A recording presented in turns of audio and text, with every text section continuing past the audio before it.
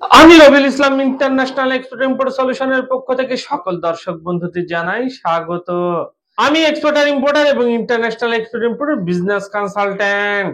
দর্শক, আজকে আমি এমন কিছু প্রোডাক্ট নিয়ে আলোচনা করব, এই প্রোডাক্টগুলোর ইন্টারন্যাশনাল মার্কেটে এক্সপোর্ট বাড়ছে। আমাকে এক দর্শক কমেন্ট করেছেন, ওই দর্শক আমাকে কমেন্ট করেছেন যে স্যার, আমার বাড়ি গ্রামে, আমি গ্রাম থেকে কিভাবে ব্যবসা শুরু করব। আমি প্রথমে লোকাল ব্যবসা শুরু করতে চাই, তারপরে ধীরে ধীরে আমি এক্সপোর্টের ব্যবসাকে শুরু করতে চাইছি। এরকম ভাবে আমাকে আমার এক দর্শক কমেন্ট করেছেন। সেই দর্শকের জন্য বলছি, আপনি যদি কোনো ব্যবসা শুরু করতে চান, এমন একটি ব্যবসা শুরু করুন যে ব্যবসাটা আপনার লোকালের সঙ্গে সঙ্গে ইন্টারন্যাশনাল মার্কেটেও চলবে। এমন একটি ব্যবসা করে বসবেন না যেটা শুধু আপনার লোকালে ডিমান্ড, ইন্টারন্যাশনালে ডিমান্ড নেই, সেরকম কোন প্রোডাক্ট নিয়ে আপনি ব্যবসা করবেন না। কারণ আগামী দিন হতে চলেছে কম্পিটিশনের মার্কেট। লোকাল মার্কেটে আপনি কাস্টমার খুঁজে পাবেন না, প্রফিট মার্জিন খুঁজে পাবেন না। সেই জন্য যেসব দর্শক বন্ধুরা নতুন করে ব্যবসা করার কথা ভাবছেন, নতুন কোনো ব্যবসা শুরু করার কথা ভাবছেন, যেসব ইয়াং জেনারেশন ব্যবসায়ী করেন না, নতুন কোনো ব্যবসা করার কথা ভাবছেন, নতুন কোনো দোকান করার কথা ভাবছেন, নতুন কোনো ফ্যাক্টরি করার কথা ভাবছেন, প্রথমে আপনারা রিসার্চ করুন, আপনি যে দোকান করছেন, যে ফ্যাক্টরি করছেন, সেই ফ্যাক্টরির প্রোডাক্ট এক্সপোর্ট হচ্ছে কি হচ্ছে না। যদি এক্সপোর্ট না হয়, এক্সপোর্ট কম হয়, তাহলে সেই দোকান, সেই ফ্যাক্টরি আপনি করবেন না। যদি এক্সপোর্ট হয়, তারপরেই সেই দোকানকে, সেই ফ্যাক্টরিকে করবেন। নাহলে কিন্তু আপনাদের ইনভেস্ট করার পরে পস্তাতে হবে। আর কিসের দোকান করবেন, কিসের ফ্যাক্টরি করবেন, যে ফ্যাক্টরি, যে দোকান করলে আপনার সেই দোকানের প্রোডাক্টকে এবং ফ্যাক্টরি প্রোডাক্টকে এক্সপোর্ট করা হবে, সেই বিষয়ে আরো ডিটেইলস জানার জন্য স্ক্রিনে দেওয়া নাম্বারে ফোন করুন এবং ফিজিক্যালি আমার অফিস ভিজিট করুন।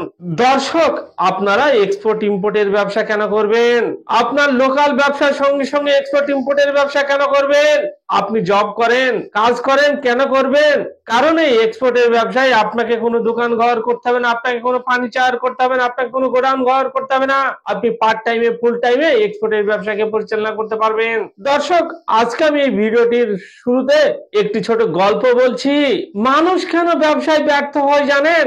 মানে একবার বা দুবার ফেলিওর হলেই সে ব্যবসা ছেড়ে দেয়, ছেড়ে সে চাকুরি শুরু করে দেয়, চাকুরি নকরি শুরু করে দেয়, গোলামি করা শুরু করে দেয়, চাটুকারিতা করা শুরু করে দেয়। খুব হয়েছে, আর চাটুকারিতা নয়। এই ভিডিও দেখার পর থেকে আপনারা যারা চাটুকারিতা করেন, যারা পরের গোলামি করেন, যারা চাকুরি করেন, আবার এক একজন বলবে আমি চাকরি করি।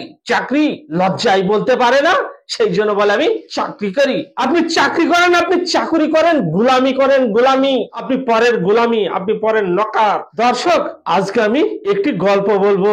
যারা পরের গোলামি করেন তারা এই ভিডিওটিকে স্ক্রিপ্ট না করে প্রথম থেকে লাস্ট অব্দি দেখবেন, এবং যারা বিজনেস করেন, যারা মালিক, যারা একটি ব্যবসার মালিক, যারা একটি কোম্পানির মালিক, তারাও স্ক্রিপ্ট না করে প্রথম থেকে লাস্ট অব্দি দেখবেন। এই ভিডিওটি দেখার পর থেকে আপনার জীবনে ব্যর্থতা বলে কিছু থাকবে না, একটার পর একটা সাকসেস আপনি পেতে থাকবেন।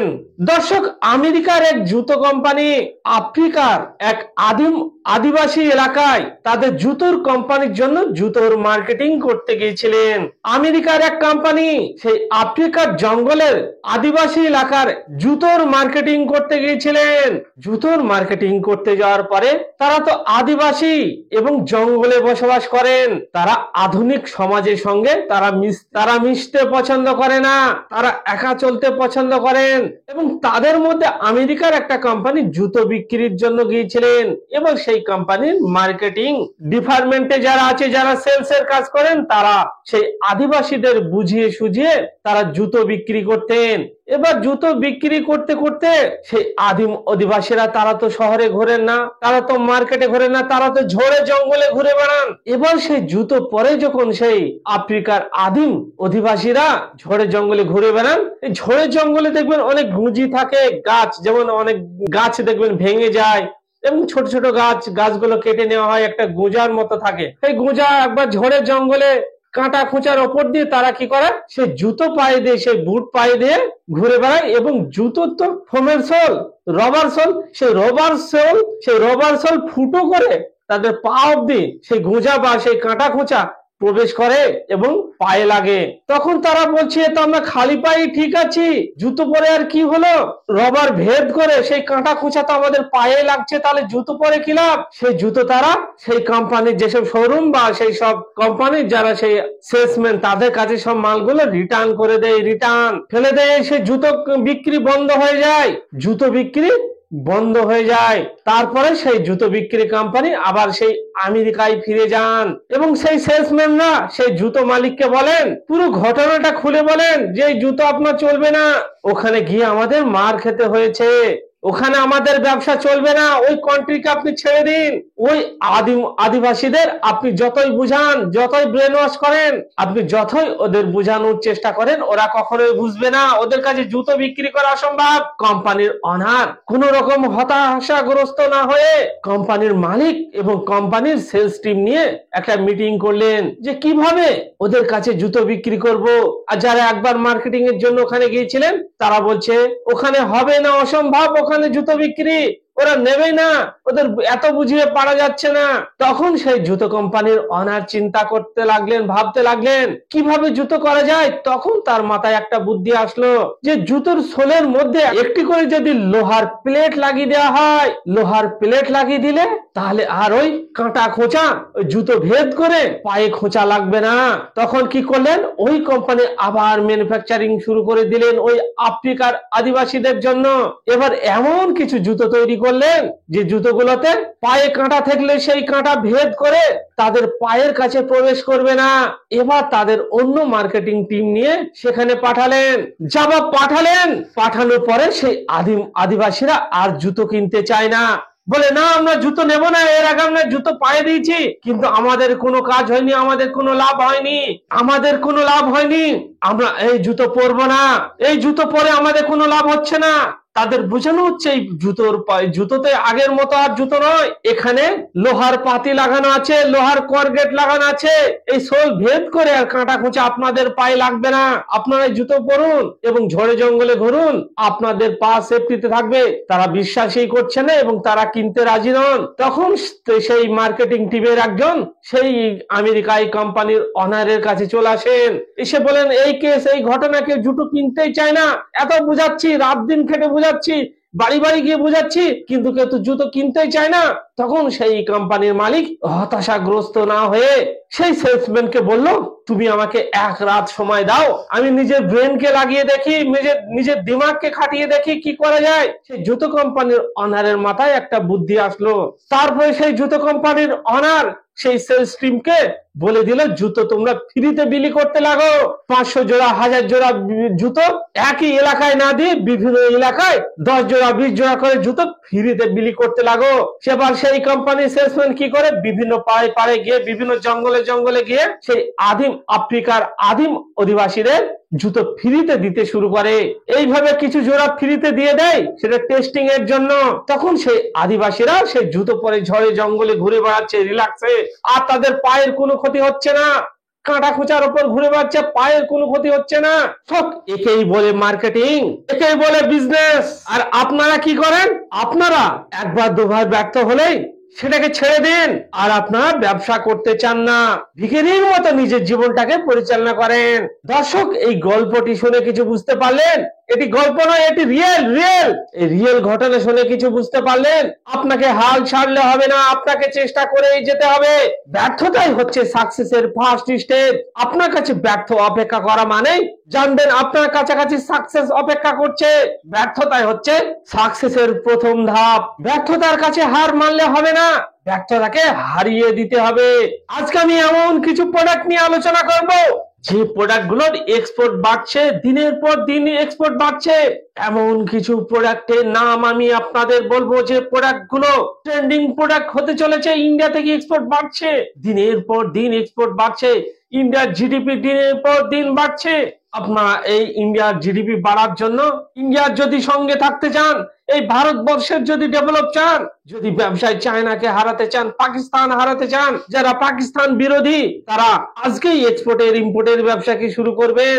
দর্শক, যারা পাকিস্তান বিরোধী তারা আর দেরি না করে কালকে আজকে এখন থেকে এক্সপোর্ট ইম্পোর্টের ব্যবসাকে শুরু করুন এবং ইন্ডিয়াতে নিয়ে আসুন প্রচুর ডলার, ইন্ডিয়াতে নিয়ে আসুন বিশাল অঙ্কের ডলার। কারণ ইন্ডিয়া যুদ্ধের সময় যেসব গোলা বারুদ কিনবে, পারচেস করবে, জাহাজ পারচেস করবে, সেগুলো সব বিদেশ থেকে করবে। এই বিদেশ থেকে যখন জাহাজ গোলা বারুদ পারচেস করবে আমাদের ইন্ডিয়ান, তখন কি বলুন তো, এগুলো ডলারে পারচেস করতে হবে। আর ডলারই যদি আপনি না নিয়ে আসতে পারেন তাহলে কিভাবে এই গোলা বারুদ ইন্ডিয়া পারচেস করবে?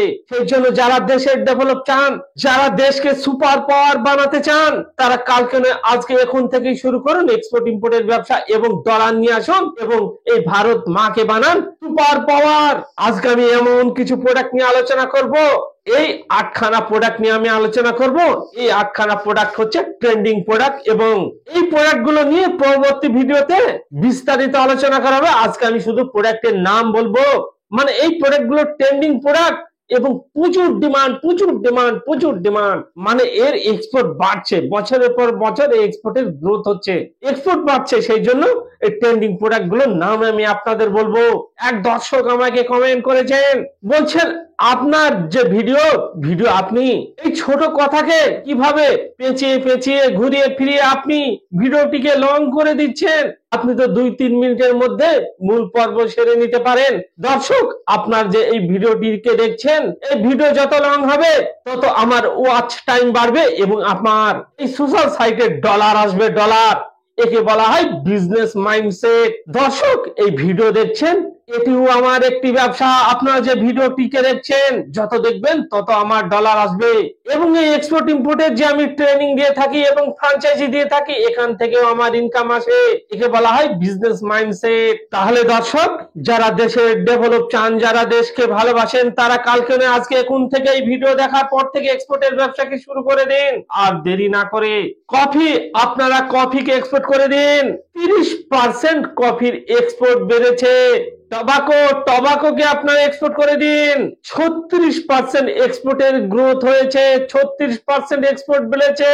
ইলেকট্রনিক গুডস কে আপনারা এক্সপোর্ট করে দিন, 32% গ্রোথ হয়েছে। ইলেকট্রনিক্স গুডস এর 32% এক্সপোর্টে গ্রোথ হয়েছে।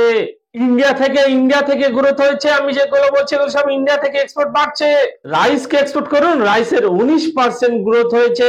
জুট কে এক্সপোর্ট করুন, পাটের তৈরি বিভিন্ন রকম প্রোডাক্ট কে এক্সপোর্ট করুন, 13% গ্রোথ হয়েছে, 13%।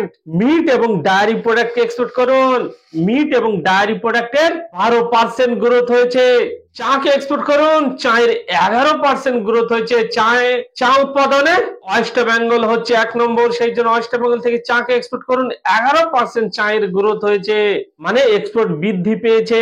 ফ্রুট এবং ভেজিটেবল কে এক্সপোর্ট করুন, 6% গ্রোথ হয়েছে, 6%। তাহলে আমি যে এই 8খানা প্রোডাক্টের নাম করলাম, এই 8খানা প্রোডাক্ট আপনারা এক্সপোর্ট করুন। এই 8খানা প্রোডাক্টের মধ্যে বিভিন্ন ধরনের প্রোডাক্ট আছে, এই প্রোডাক্ট গুলোকে এক্সপোর্ট করুন। পরবর্তী ভিডিওতে এই প্রোডাক্ট গুলো একটি একটি করে বিস্তারিত আলোচনা করা হবে এবং এর টপ কান্ট্রি গুলো বলা হবে। আপনাদের বিস্তারিত আলোচনা শোনার জন্য, দেখার জন্য এই চ্যানেলটিকে সাবস্ক্রাইব করে রাখুন। আপনারা এক্সপোর্ট ইম্পোর্টের ব্যবসা 2 রকম ভাবে করতে পারবেন। একটি সিস্টেম হচ্ছে আপনি আপনার নিজের নামে কোম্পানি সেটআপ করে লাইসেন্স করে করতে পারবেন। আরেকটি সিস্টেম হচ্ছে আমরা দিচ্ছি ডায়মন্ড ফ্র্যাঞ্চাইজি। আমাদের সঙ্গে ডায়মন্ড ফ্র্যাঞ্চাইজি নিয়ে আপনারা এক্সপোর্টের ব্যবসাকে শুরু করতে পারবেন। এই ডায়মন্ড ফ্র্যাঞ্চাইজি কি, এই বিষয়ে আরো ডিটেইলস জানার জন্য আপনারা ফিজিক্যালি আমার অফিস ভিজিট করুন। আমার অফিস হচ্ছে Kolkata Dharmatala, near corporation building, 5B grand street. এই ভিডিওকে ভালো লাগলে আপনারা প্রচুর পরিমাণে শেয়ার করুন। বাঙালি হয়ে বাংলায় শুনুন। জয় বাংলা। Thank you.